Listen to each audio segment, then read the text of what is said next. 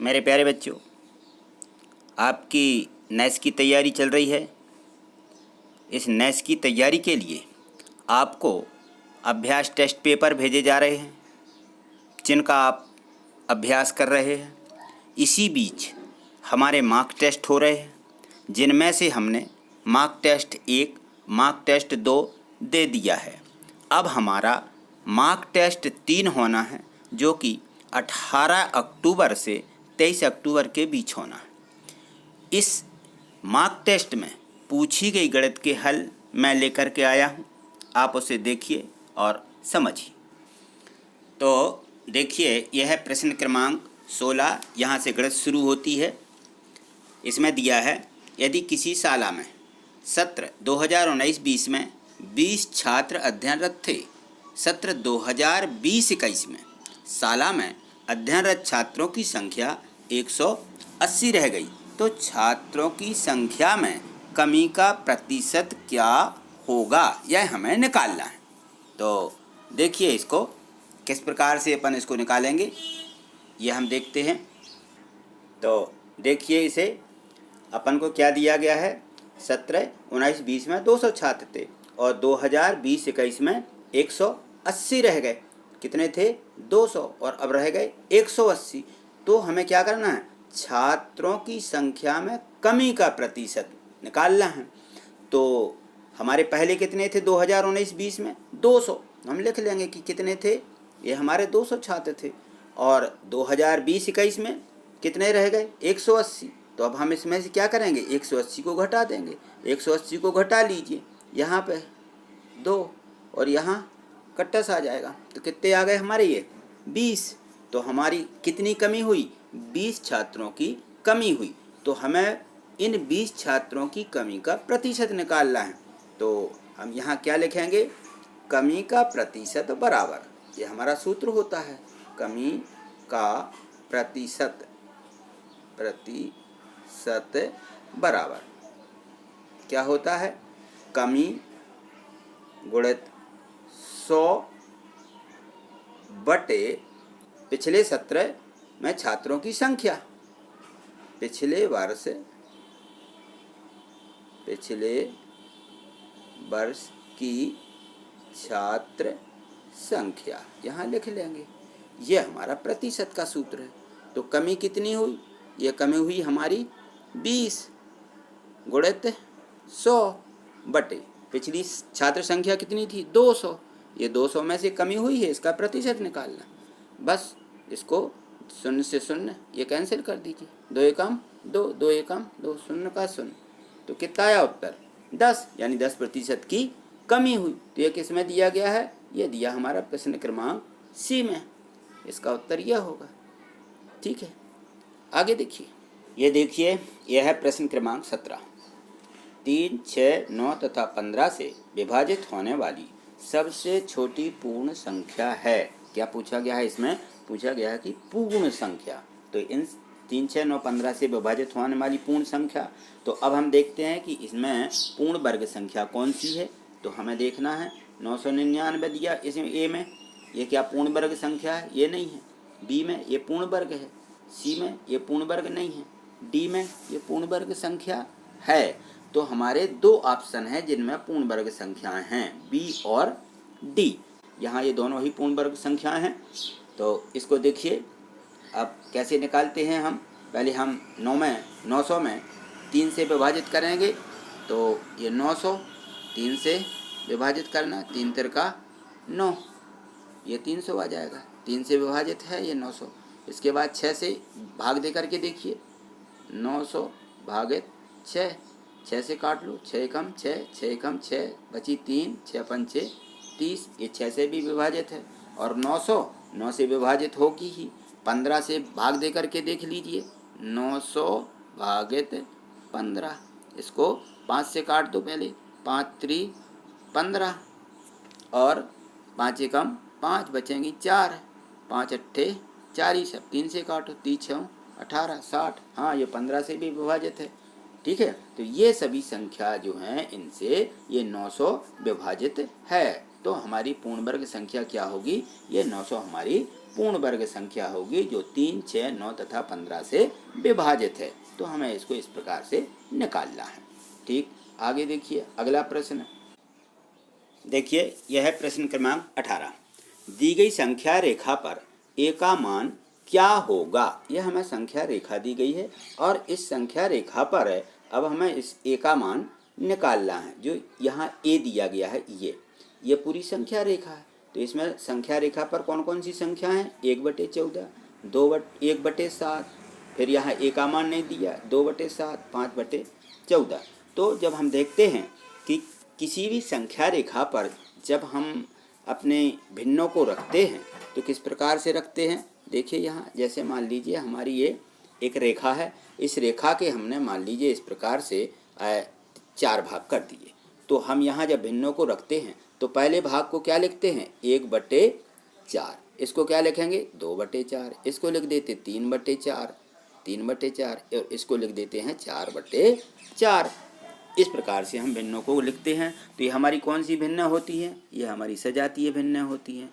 तो हमें इस संख्या रेखा पर भी हमें क्या चाहिए? सजातीय भिन्न चाहिए हैं। तो हम देखते हैं किस प्रकार से इसमें सजातीय भिन्न होंगी। यह हमारी संख्या रेखा है, ये देख लो इस पे। अब इस रेखा के यहाँ 1/14 लिखा हुआ है, 1/14। तो इस रेखा के कितने भाग किए गए होंगे? 14 भाग किए गए होंगे। तो यहाँ आएगा 14/14 और हमें यहाँ मान लीजिए यहाँ तक दिया गया है 5/14 तक। यहाँ मान लो ये 5/14 है। तो इसके आगे की जो संख्या होंगी हमारी कितनी आएगी? यहाँ 2/14 आएगा।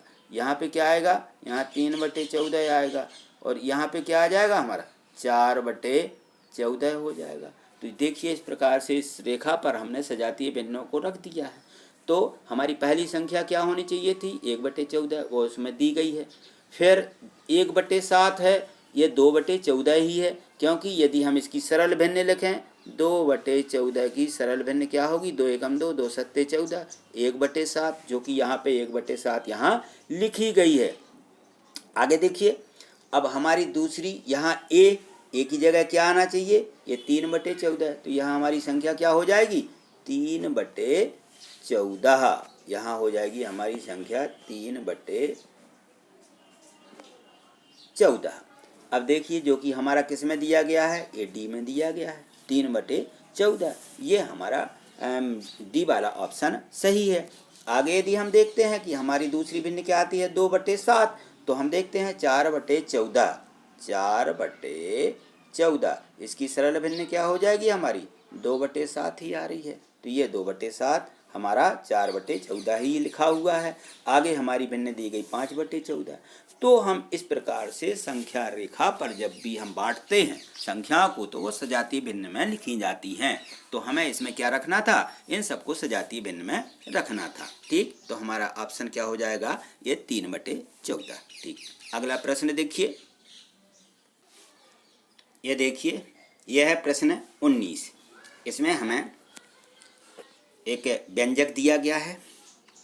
यहाँ देखिए ये लिखा है 3/7, फिर लिखा है धन 3/14 और गुणित 8/21। हमें इसको सरल करना, हल करना है कि क्या आता है।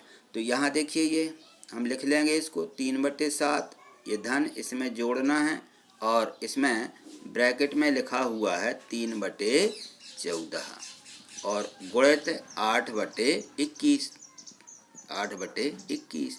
तो सबसे पहले हम क्या करेंगे? इस ब्रैकेट को हल कर लेंगे। ब्रैकेट को देखिए यहाँ पे गुणा है तो गुणा करना है। यदि संख्याएं हमारी कटती हैं तो हम इनको सबसे पहले काट लेते हैं। तो यहाँ देखिए 3 एकम 3 और 3 साते 21 और इसको काटिए 2 चौके 8 और 2 सत्ते 14। तो ये कितना आ जाएगा हमारा? 4/7 गुणित 7 यानी 49। तो हम यहाँ इसको लिख लेंगे कि 3/7 धन और ऊपर वाली संख्या 4 गुणित 1 और यहाँ 7 गुणित 7 बची, तो इसको भी लिख लीजिए। तो ऊपर आ जाएगा 4 और नीचे आ जाएगा 7 गुणित 7 यानी 49। ये हमें संख्या मिल जाएगी। तो हमारा क्या आ जाएगा 3/7 धन 4/49। अब हमें इनको जोड़ना है, तो जोड़ने में हम क्या करते हैं, इनको ये सजातीय भिन्नों में बदल लेते हैं। अभी ये विजातीय भिन्न है, तो सजातीय भिन्नों में बदलने के लिए हम क्या करेंगे, यहाँ पे जो हमारी हर वाली संख्या होती है इनका हम लघुत्तम निकाल लेंगे। तो 7 और 49 का लघुत्तम 7 और 49 इस प्रकार से निकाल लीजिए। 7 का भाग दे दीजिए 7, यहाँ जाएगा 7 एकम और ये 7, 7 गुणे 7 यानी 49। तो इनका हमारा लघुत्तम कितना आया 49। तो सजातीय भिन्नों में हमें क्या बनाना है, अब हमें इन सभी को 49 ही बनाना है। तो हमारे यहाँ 3/7 हैं, तो 3/7 में हम कौन सी संख्या का गुणा करेंगे, हमारे कितने हो जाए ये भी हमारी 49 हो जाए। तो यहाँ हम कितने का गुणा करेंगे, 7 का नीचे करेंगे तो 7 का ऊपर भी कर देंगे। तो कितना आ जाएगा, ये आ जाएगा हमारा 21/49 धन 4/49। अब ये सजातीय भिन्न बढ़ गई। जब सजातीय भिन्न बन जाती है तो हम अंश को जोड़ देते हैं और दोनों सजाती में से एक ले लेते हैं। तो यहाँ क्या आ जाएगा हमारा, यदि हम दोनों को जोड़ते हैं तो ये देखिए हमारी ये संख्या जो है ये बन जाएगी हमारी 21 धन 4/49। अब 21 और 4 को जोड़ दीजिए, कितना हुआ ये 25, 25/49, ये 25/49। यह किस में दिया गया है 25/49, ये हमारा बी वाले ऑप्शन में दिया गया है। बी वाला उत्तर सही। ठीक, अगला प्रश्न देखिए। अब यह है अगला प्रश्न 20, इसको पढ़िए। देखिए यहाँ दिया गया है कि नीचे दिए गए आंकड़ों की माध्यक क्या होगी। अब हमें यहाँ माध्यक माध्यक निकालना है, और माध्य निकालते हैं तो क्या करते हैं, सभी संख्याओं को जोड़ करके जितनी संख्या होती है उतना भाग लगा देते हैं। और माध्यक क्या होता है, माध्यक ये मध्य वाली संख्या होती है।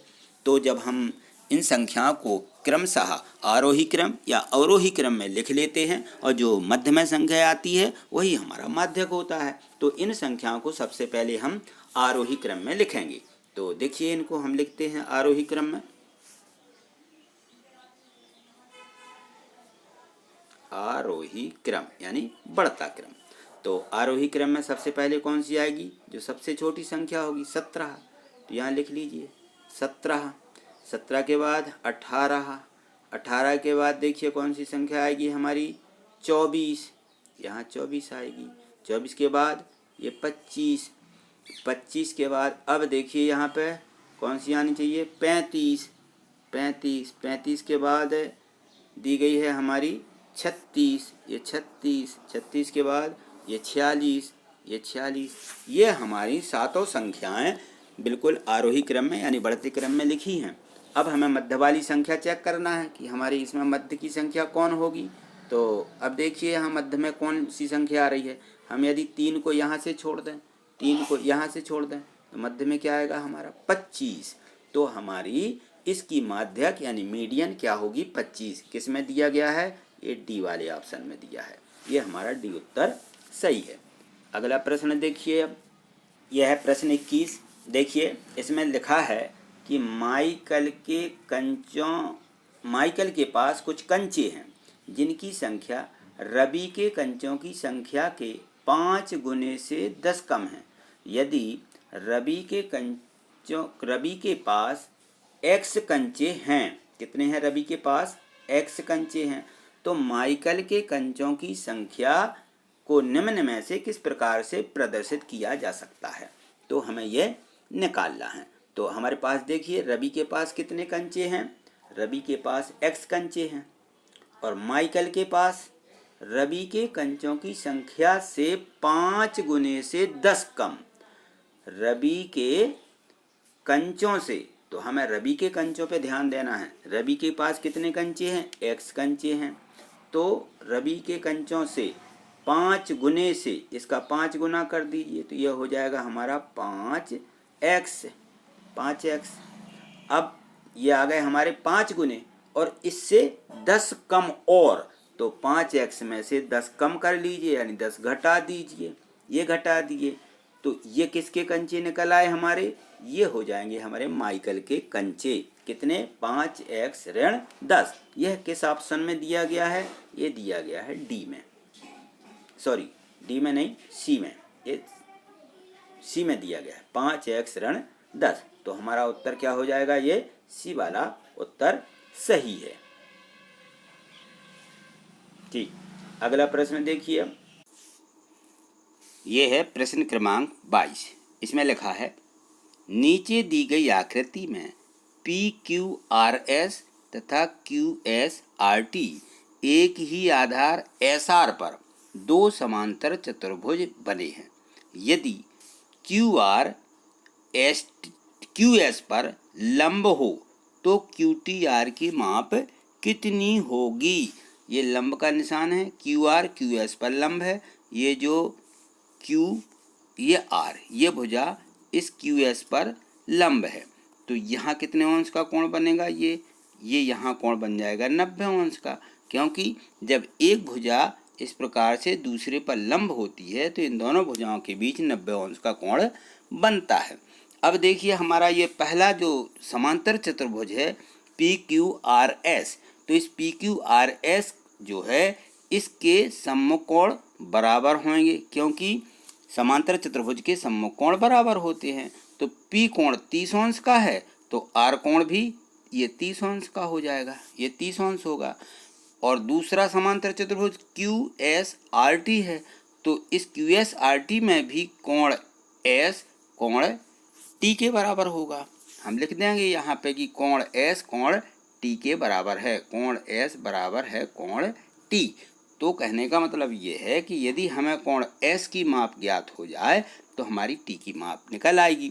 तो हम क्या करेंगे, इसको देखिए, जो हमारा त्रिभुज बन रहा है QSR, इस QSR में हमारे दो कोण दिए गए हैं, हमें तीसरा निकालना है। तो इसमें त्रिभुज की शर्त लगा देंगे कि त्रिभुज के तीनों कोणों का योग 180 अंश होता है। तो यहाँ कोण Q धन कोण S धन कोण R बराबर 180 अंश, ये हो जाएगा। कोण Q कितना दिया है? ये 90 दिया है। कोण S हमें निकालना है, कोण R की माप 30 दी गई है, बराबर आ जाएगा 180। तो 30 और 90 जोड़ दीजिए 120, तो कोण S धन 120 बराबर 180 और कोण S बराबर आ जाएगा 180 ऋण 120।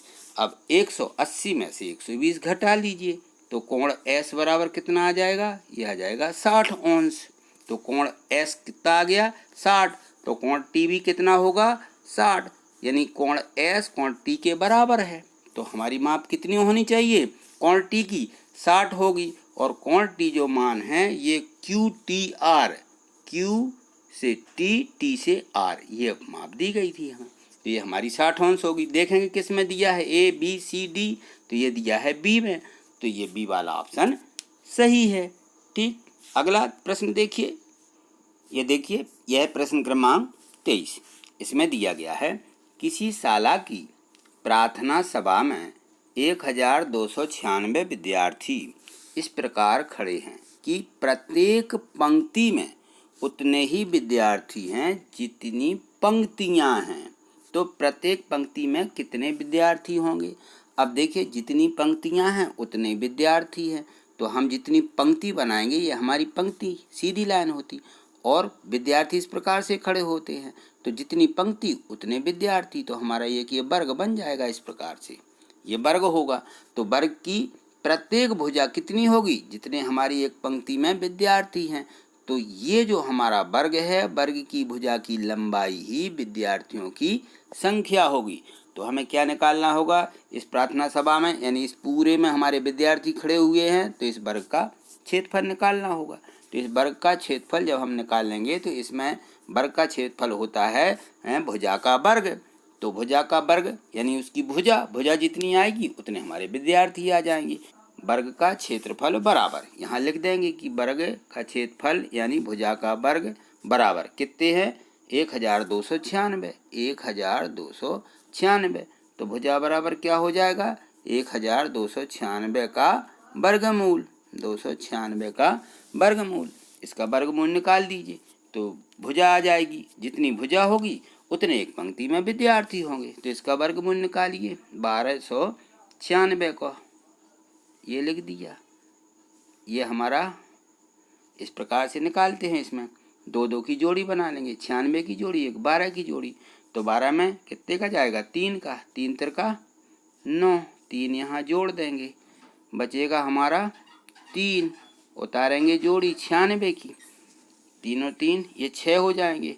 अब देखिए यहाँ पे 6 हैं तो हम 6 का ही लगाएंगे इसमें, तो 6 का भाग और लगा देंगे, तो यहाँ 6 लिखेंगे। 6 6 36, 36 और 3 39, यहाँ 39 आ जाएगा, ये कट गए, उत्तर आ जाएगा हमारा 36। तो ए का मान कितना आ जाएगा? 1296 का वर्गमूल कितना आया? ये 36, तो भुजा 36 आ गई। तो 36 विद्यार्थी एक पंक्ति में खड़े होंगे। ये किस में दिया गया है? ऑप्शन देखिए, A B C D B में दिया गया है 36 विद्यार्थी, तो इसका उत्तर होगा बी। ठीक, अगला प्रश्न 24वां प्रश्न ये दिया गया है, प्रश्न क्रमांक 24। एक आयत का क्षेत्रफल x वर्ग धन 9x धन 20 है। यदि इसकी चौड़ाई x धन 4 है तो इसकी लंबाई कितनी है, ये हमें निकालना है। तो आयत का क्षेत्रफल का सूत्र क्या होता है? आयत का क्षेत्रफल होता है लंबाई गुणित चौड़ाई बराबर आयत का क्षेत्रफल। तो यहाँ देखेंगे हम, लंबाई गुणित चौड़ाई, चौड़ाई कितनी दी? x धन 4, आयत का क्षेत्रफल कितना दिया?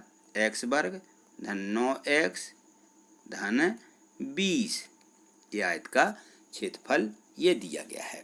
x वर्ग धन 9x धन 20, ये हम बराबर में लिख देंगे। अब देखिए यहाँ पे जो x वर्ग धन 9x धन 20 दिया है, ये हमारा वर्ग समीकरण है। तो वर्ग समीकरण को हम गुणनखंड में तोड़ लेंगे। गुणनखंड तोड़ने के लिए हमारा वर्ग समीकरण का सूत्र क्या है इसका? इसका सूत्र है x वर्ग और यहाँ कोष्टक में ABX, ये तीसरे नंबर का सूत्र है, और ये आ जाता है यहाँ पे AB। तो AB की जगह लिखा है 20, और इसको 2 में, 9 को हम 2 में तोड़ देंगे, तो 9 में 2 भाग कैसे होंगे इसके? 5 चौके 20, तो 5 और 4 9, तो 5 और 4 में ये संख्या हमारी टूट जाएगी। यहाँ देखिए किस प्रकार से इसको x वर्ग, और यहाँ आ जाएगा हमारा 5x और धन आ जाएगा 4x, और यहाँ AB यानी 5 और 4 में टूटा ये, तो इसको लिख देंगे 5 गुणित 4 यानी ये 20, और बराबर आ जाएगी हमारी लंबाई गुणित चौड़ाई, ये दी गई है, बराबर लंबाई गुणित x धन 4। ये अब देखिए यहाँ पर इसकी हम 2 के जोड़े बना के यहाँ से कॉमन निकाल देते हैं। तो ये आ जाएगा x कॉमन, यहाँ बच जाएगा x धन 5, यहाँ पर भी हम 4 कॉमन ले लेंगे, 4 यहाँ भी बच जाएगा x धन 5, इस प्रकार से ये, और यहाँ ये लंबाई और ये गुणांक है इसलिए इसके बटे लिख देंगे x धन 4। अभी लंबाई में यहाँ इसको लिखा रहने दीजिए x धन 4, ऐसा। अब इसको देखिए कॉमन लेते इसमें से, तो इसमें से x धन 5 ये कॉमन हो जाएगा, x धन 5, और बचेगा हमारा यहाँ x, और यहाँ मिल जाएगा हमें 4, ये हमारे गुणनखंड में टूट जाएगा। तो ये x धन 4 जो है ये गुणांक है, इसके बटे लिख देंगे x धन 4, ये आ जाएगा x धन 4, बराबर क्या बच जाएगी? यहाँ आ जाएगी लंबाई। तो ये पूरा गुणनखंड जो है x धन 4 से x धन 4 को काट देंगे, ये कट जाएगा इससे, ये पूरा गुणनखंड इतना ये कट जाएगा, मिलेगा हमें x धन 5। तो लंबाई बराबर क्या आ जाएगी? x धन 5। तो हम देखेंगे कि लंबाई में x धन 5, लंबाई बराबर आ जाएगी x धन 5, ये बचा। तो किस ऑप्शन में दिया? ये दिया गया हमारा A में, ये x धन 5 इसकी लंबाई निकल आएगी आयत की। अगला प्रश्न देखिए, प्रश्न क्रमांक 25 दिया है, 4 सेंटीमीटर भुजा वाले एक घन को 4 सेंटीमीटर भुजा वाले एक घन को 1 सेंटीमीटर भुजा वाले एक घनों में काटा जाता है। तो प्रारंभिक घन और कटे हुए घनों के पृष्ठीय क्षेत्रफल में क्या अनुपात है, ये हमें निकालना है। तो अब देखिए 4 सेंटीमीटर भुजा वाला एक घन है, फिर इसको 1 सेंटीमीटर भुजा वाले घनों में काटा जाता है।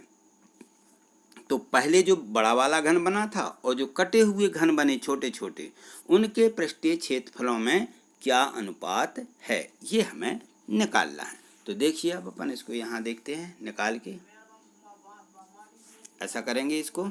देखिए ये 4 सेंटीमीटर भुजा वाला एक घन है, तो ये तो पूरी 4 सेंटीमीटर भुजा हो जाएगी। अब 1-1 सेंटीमीटर के उसमें से घन काटेंगे।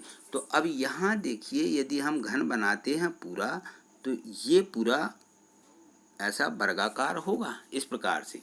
अब देखिए इसमें से यदि हम छोटे छोटे घन निकाल लेते हैं, क्योंकि 4 सेंटीमीटर भुजा है, तो इसमें ये 4 इस प्रकार से हिस्से ऐसे हो जाएंगे। ये नीचे वाले जो परत रहेगी एक में कितने हमारे घन छोटे टुकड़े निकलेंगे, तो यहाँ देखिए 4 और 4 यानी 4 चौके 16, तो ये एक प्लेट में 16। फिर इसके बाद दूसरी जो 1 सेंटीमीटर लंबाई होगी उसके ये 16 निकलेंगे, दूसरी वाली जो होगी उसके भी 16 निकलेंगे, फिर तीसरी लंबाई वाली उसके भी 16 निकलेंगे, फिर ये चौथी, क्योंकि 4-4 दिया है ना, तो ये चौथी में भी 16 निकलेंगे। तो कितना हो जाएगा ये टोटल, ये हो जाएगा हमारा 64। तो इसमें जो छोटे छोटे घन काटे जाएंगे उनकी संख्या हो जाएगी 64, 64 घन हो जाएंगे। तो हमें 64 घनों का क्षेत्रफल, पृष्ठीय क्षेत्रफल निकालना है और प्रारंभिक घन का पृष्ठीय क्षेत्रफल निकालना है। तो घन का क्षेत्रफल क्या होता है, घन का क्षेत्रफल होता है पृष्ठीय क्षेत्र की 6a का वर्ग, यानी 6 गुणित भुजा का वर्ग, ये घन का क्षेत्रफल होता है। तो हमारे यहाँ पे भुजा कितनी दी गई है, भुजा दी गई है इसमें 4 सेंटीमीटर बड़े घन वाली, तो हमें ये कितनी दी गई 4 सेंटीमीटर। तो हम इसका क्षेत्रफल निकाल लेते हैं कि बड़े घन का क्षेत्रफल कितना है। तो हम लिखेंगे यहाँ 6 गुणित भुजा का वर्ग यानी 4 का वर्ग, तो ये कितना आ जाएगा 6 गुणित 4 गुणित 4 यानी 16, तो ये 16 आ जाएगा। 16 में 6 का गुणा कीजिए, 16×6 = 96, तो ये आ जाएगा हमारा 96 वर्ग घन सेंटीमीटर, 96 घन सेंटीमीटर। अब इसमें हमारे ये 64 घन हैं, इन 64 घनों में एक घन का क्षेत्रफल कितना हो जाएगा, तो हम इसी में ही रखेंगे। इसमें हमारा 1 सेंटीमीटर भुजा दी गई, तो 6 गुणित 1 का वर्ग आएगा यहाँ पे, तो 6 1 गुणित 1 यानी 1, तो इसका आ जाएगा 6। एक घन का पृष्ठीय क्षेत्रफल होगा 6 घन सेंटीमीटर। तो हमें कितने घन हैं, ये हमारे 64 घन दिए गए हैं, तो 64 घनों का कितना हो जाएगा 6 गुणित 64, ये छोटे घनों का क्षेत्रफल आ जाएगा। और ये हमारा बड़े घन का क्षेत्रफल है, ये 96 ये बड़े घन का है, और 6 गुणित 64 ये पूरे छोटे घनों का पृष्ठीय क्षेत्रफल हो जाएगा। तो यहाँ पे हमें लिखा है कि प्रारंभिक घन और कटे हुए घनों का पृष्ठीय क्षेत्रफलों का अनुपात। तो प्रारंभिक घन का कितना है, ये 96 है, और हमारे जो कटे हुए घन हैं उनका हमें अनुपात निकालना, तो हम बटे लिख देंगे 6 गुणित 64 इस प्रकार से। अब इनको अपन सरल कर लेते हैं, तो इनको काट लीजिए। तो ये देखिए यहाँ पे ये 6 से काट दीजिए, 6 एकम 6, 6 से ये काट लो, 6 एकम 6, बचेंगी 3, 36, तो 6×6 = 36, ये 16 आ जाएगा। इनको 4 से काट लो, 4 चौके 16, और यहाँ पे आ जाएगा 16 चौके 64, फिर 4 एकम 4, यहाँ 4 चौके 16, तो ये आ जाएगा हमारा 1/4। 1/4 यानी क्या होता है, 1:4। तो हम देखेंगे इसमें 1/4 यानी 1:4, तो 1:4 किस में दिया है, ये दिया गया हमारा सी में, तो इसका सी वाला उत्तर सही होगा। अगला प्रश्न 26 प्रश्न देखिए, प्रश्न क्रमांक 26, इसको पढ़िए। एक वर्ग पट का क्षेत्रफल 8464 वर्ग सेंटीमीटर है, इसकी प्रत्येक भुजा की लंबाई कितनी होगी, हमें इसको निकालना है। तो देखिए यहाँ पे किस प्रकार से निकालते हैं, यहाँ देखेंगे हम, क्योंकि हमें पूरा एक वर्ग दिया गया है, तो वर्ग का क्षेत्रफल भुजा गुणित भुजा, भुजा गुणित भुजा यानी a का वर्ग, तो a का वर्ग बराबर कितना दिया गया है यहाँ, a का वर्ग बराबर 8464 ये आ जाएगा। तो ए बराबर क्या होगा? 8400 का वर्गमूल, 8464 का वर्गमूल निकालना है। तो इसका हम वर्गमूल निकालते हैं। किस प्रकार से निकालेंगे भाई? जैसा अभी निकालते आ रहे, 8464, यहाँ दो दो के जोड़े बना लेते हैं। इस प्रकार से हम वर्गमूल निकालते हैं। यहाँ कितने का देंगे?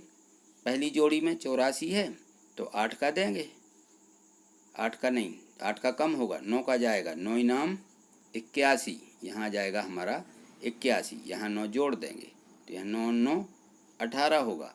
यहाँ कितने मिलेंगे? यहाँ 3 उतारे आएंगी, ये जोड़ी 64, 364 हो जाएगा। अब देखिए यहाँ पे 364 है तो 4 किस में आएंगे हमारे? इसमें हम देखते हैं तो हमारी संख्या होती है 2, 2 दूनी 4। तो हम यहाँ लिखेंगे 2 और यहाँ लिखेंगे 2 और इसका इसमें गुणा कर देंगे। तो 2 दूनी ये 4, फिर 2 का 8 में करेंगे, 2 अट्ठे 16, हासिल 1, 2 एकम 2, 2 और 1 3, ये आ जाएगा पूरा, ये कट जाएगा यहाँ से। उत्तर हमारा कितना होगा? ये 92। 92 हमारी भुजा हो जाएगी। तो ए बराबर कितना निकला? ये 8464 का वर्गमूल 92, ये भुजा आ जाएगी इसकी। तो ये 92 किस में दिया गया है? इसके बी में। तो ये बी वाला उत्तर सही है, इसकी भुजा की लंबाई होगी। अगला प्रश्न देखिए, ये प्रश्न क्रमांक 27। इसमें दिया गया है कि दिए गए समचतुर्भुज, इस समचतुर्भुज यानी इसकी प्रत्येक भुजा बराबर है। इसमें पी क्यू आर एस में, ये समचतुर्भुज है पी क्यू आर एस, इसमें क्या दिया गया है? इसमें ओ पी बराबर 8 सेंटीमीटर और क्यू एस बराबर 12 सेंटीमीटर है। तो भुजा पी क्यू की लंबाई, ये है हमारी पी क्यू भुजा, इसकी हमें लंबाई निकाल ली है। तो ओ पी, ओ से पी तक ये कितना दिया है? ये 8 सेंटीमीटर दिया गया है, ये 8 है। और पूरी यहाँ क्यू से एस तक 12 है। तो अब देखिए इसमें पूरा ये जो समचतुर्भुज है, हम जानते हैं कि समचतुर्भुज के जो विकर्ण होते हैं ये एक दूसरे पर लंबवत होते हैं। लंबवत का मतलब यानी एक भुजा दूसरी भुजा पर लंब हो, लंब हो तो यहाँ 90 अंश का कोण भी बन जाता है। तो ये देखिए हमारा जो त्रिभुज बन रहा है पी ओ क्यू, ये हमारा ऐसा त्रिभुज बन रहा है इसमें P O Q, P O Q. तो इसमें यहाँ ये हमारा कर्ण हो जाएगा, ये भुजा हमारी इस पे लंब हो जाएगी। तो एक भुजा हमारी आधार होगी और दूसरी लंब होगी। तो ये जो हमारा त्रिभुज पी ओ क्यू है, इसमें पाइथागोरस प्रमेय लगा देंगे तो इस पी क्यू भुजा की लंबाई ज्ञात हो जाएगी। तो पहले तो ये देखिए कि क्यू एस बराबर कितना दिया है? ये 12 दिया है। तो हमें ओ क्यू निकालना पड़ेगी, ये ओ क्यू भुजा। तो यहाँ हम लिखेंगे कि ओ क्यू बराबर, यहाँ देखिए ओ क्यू बराबर क्या हो जाएगी? क्यू एस बटे 2, क्यू एस बटे 2, ये ओ क्यू हो जाएगा। तो ये ओ क्यू की लंबाई, क्यू एस का मान दिया 12, 12 बटे 2, 2 से हम इसको काट देंगे, 2 6 12। तो ओ क्यू की लंबाई आ जाएगी 6 और ओ पी बराबर दिया गया है 8। तो ये हमारा समकोण त्रिभुज था। समकोण त्रिभुज में पाइथागोरस प्रमेय लगाएंगे। तो पाइथागोरस प्रमेय में हम क्या करेंगे? कर्ण का वर्ग बराबर लंब वर्ग धन आधार वर्ग, ये हमारा हो जाएगा। तो पी क्यू का वर्ग बराबर क्या होगा? पी क्यू वर्ग बराबर क्या होगा? ओ पी वर्ग धन ओ क्यू वर्ग, ओ पी वर्ग धन ओ क्यू का वर्ग। ये तो पी क्यू वर्ग बराबर क्या आ जाएगा? पी क्यू वर्ग बराबर हो जाएगा ये 8 का वर्ग धन 6 का वर्ग, 8 का वर्ग धन 6 का वर्ग। तो 8 का वर्ग क्या होता है? 8 का वर्ग होता है 64।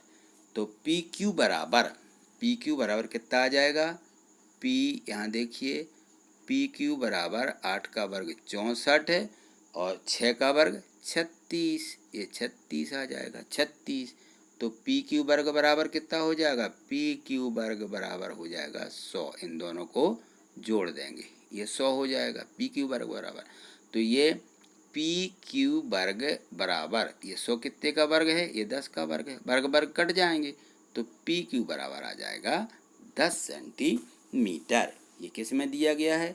ये बी में दिया गया है, तो इसका हमारा बी वाला उत्तर सही है। ठीक, अगला प्रश्न देखिए, यह है प्रश्न क्रमांक 28। इसमें दिया है संलग्न पाई चार्ट। ये पाई चार्ट पूरा बना हुआ है। इसमें टीवी पर विभिन्न प्रकार के चैनलों को देखने वालों की संख्या को दर्शा रहा है। तो इसमें देखिए, ये जो अलग अलग चैनल बने हैं, एक मनोरंजन का है, ये ज्ञानप्रद है, ये समाचार है, ये खेल है। तो मनोरंजन का कौन है? यहाँ लिख लीजिए कि ये मनोरंजन है, यहाँ लिख देते हैं मनोरंजन, ये मनोरंजन है। ठीक, ज्ञानप्रद कौन है? ये वाला हमारा ज्ञानप्रद हो जाएगा, इसमें ज्ञानप्रद लिख लो, ज्ञानप्रद, ये ज्ञानप्रद होगा। फिर इसके बाद ये समाचार वाला, ये हमारा समाचार का है, समाचार, ये समाचार। और ये नीचे दिया गया है, ये खेल है, यहाँ हम खेल लिख लेंगे कि ये हमारा ये खेल है। अब देखिए नीचे जो ऑप्शन दिए गए हैं, उपरोक्त पाई चार्ट अनुसार कौन सा कथन सत्य है? अब हमें देखना है कि पहले ए में क्या दिया, खेल के चैनल को देखने वालों की संख्या। अब ये नीचे खेल के चैनल देख रहे हैं, ज्ञानप्रद चैनल को देखने वालों की संख्या से कम है। ज्ञानप्रद कौन से हैं? ये ऊपर के हैं, और नीचे के ये खेल के हैं। तो ये कह रहे हैं कि ज्ञानप्रद के खेलों की संख्या से कम है। नहीं, ये तो गलत है, क्योंकि खेल वाली संख्या ज़्यादा है, पहला नहीं होगा, ये गलत। दूसरा पढ़िए बी वाला। बी वाला देखिए, मनोरंजन चैनल को देखने वालों की संख्या कुल संख्या के 1/3 से अधिक है। तो मनोरंजन कौन सा है? ये मनोरंजन है। मनोरंजन को चैनल को देखने वालों की संख्या कुल संख्या के 1/3 से अधिक है। यदि हम इस प्रकार से गोला बनाते हैं, देखिए यहाँ पे ये, और यदि हम इसको 1/3 यानी 3 भागों में ऐसा बांट देते हैं, ये 1/3 है, तो ये कह रहे हैं पूरे का 1/3। तो 1/3 कितना हो जाएगा? ये 1 भाग इसका 1/3 होता है, 1/3। तो ये कह रहे 1/3 से भी अधिक है। तो अब देखिए यहाँ पे इसके हम 3 भाग करते हैं, तो ये इस प्रकार से इतना ये इसमें ज़्यादा दिया गया है। तो हाँ, ये 1/3 होगा, ये भी 1/3 होगा, ये 1/3 से मनोरंजन ज़्यादा है। तो हमारा बी वाला उत्तर इसका सही है। अब देखिए समाचार चैनल को देखने वाले की संख्या, ये कह रहे सबसे अधिक है, तो समाचार कौन सा दिया? ये सबसे अधिक है, नहीं, मनोरंजन की सबसे अधिक है। फिर नीचे देखो, मनोरंजन चैनल को देखने वालों की, डी में देखिए, मनोरंजन चैनल को देखने वालों की संख्या कुल संख्या से आधे से अधिक है। मनोरंजन चैनल को देखने वालों की संख्या आधे से अधिक है, नहीं, आधे से कम है। तो हमारा डी भी नहीं होगा, सी भी नहीं होगा, हमारा बी वाला उत्तर सही है। ठीक, अगला प्रश्न देखिए, यह है प्रश्न क्रमांक 29। इसमें दिया है, नीचे दिया गया दंड आलेख विभिन्न महीनों में बिजली की खपत को प्रदर्शित करता है। न्यूनतम बिजली की खपत एवं अधिकतम बिजली की खपत वाले महीने कौन से हैं? तो हमें कौन से महीने मात्र देखना है? जिनकी खपत सबसे कम है और जिनकी खपत सबसे अधिक है, वो वाले महीने हमें देखना है। तो जिसकी लंबाई सबसे कम होगी वो कम खपत, जिसकी लंबाई सबसे अधिक है वो अधिक खपत। तो अब देख लीजिए कौन से में सबसे अधिक है। ये मई में सबसे अधिक, फरवरी में सबसे कम। तो हमें दिया है कि पहले न्यूनतम और फिर अधिकतम बिजली की खपत। तो पहले हमारा फरवरी होना चाहिए और बाद में हमारा मई होना चाहिए। तो फरवरी और मई किस में दिया है? ये बी में दिया है। तो हमारा बी वाला उत्तर सही है। खपत ये सामने उसकी वार्ड में संख्या दी गई है, तो सबसे ज़्यादा देखिए यहाँ 70 है और सबसे कम हमारी फरवरी में है। तो ये फरवरी वाला है, तो इसमें बी वाला ऑप्शन सही है। अगला प्रश्न देखिए, प्रश्न ये है प्रश्न क्रमांक 30। देखिए इसमें दिया गया है कि नीचे दिए गए चित्र में समान माप के छोटे ब्लॉकों को जोड़कर बड़े ब्लॉक बनाए गए हैं। किस बड़े ब्लॉक का आयतन सबसे अधिक है? ये ब्लॉक जो हैं एक घन है, ये पहले पूरा बड़े बड़े ब्लॉक बने हैं और छोटे छोटे ब्लॉक यानी छोटे छोटे घन जोड़ करके इनको इकट्ठा रखा गया है। तो किस में सबसे ज़्यादा घन है ये हमें इसमें निकालना है। तो अब देखेंगे हम इस पहले वाले में, देखिए कितने ब्लॉक हैं। तो ये दिख रहे हैं ना सामने से, नीचे और ऊपर रखे हुए हैं। तो इनकी गिनती कर लीजिए, नीचे कितने हैं, ऊपर कितने हैं। जितने ऊपर उतने ही नीचे हैं, क्योंकि समान समान ब्लॉक हैं। तो ऊपर की गिनती कर लो, ये 2 4 6, 6 ऊपर हैं। तो ये 6 नीचे वाली परत में होंगे इसमें। तो इसमें कितने ब्लॉक हैं, इसमें 12 ब्लॉक हैं। इसमें दूसरे में देखिए, इसमें एक नीचे एक ऊपर है। तो इनकी गिनती कर लो, 2 4 6 8 10, इसमें 10 ब्लॉक हैं। इसमें देखो कितने हैं, इसमें ये इस प्रकार से समान में 2 2 रखे गए हैं 3 में। तो इसमें 2 4 6 8 10, 10 इसमें हैं। और चौथे में देखिए, इसमें एक एक रखा गया। तो 1 2 3 4 5 6 7 8, इसमें 8 ब्लॉक हैं। अब देखिए किस में ज़्यादा हैं, जिसके ज़्यादा ब्लॉक होंगे उसका आयतन सबसे अधिक होगा। तो ये नंबर 1 में 12 ब्लॉक हैं, तो इसका आयतन सबसे अधिक होगा। तो हमारा इसमें कौन सा ऑप्शन सही होगा, इसमें देखिए जो ए में दिया गया है कि ए में ब्लॉक 1 का आयतन सबसे अधिक है। इसका आंसर होगा ए को हम सही करेंगे। ठीक, इस प्रकार से हमें ये सभी प्रश्न दोहराना है, समझना है।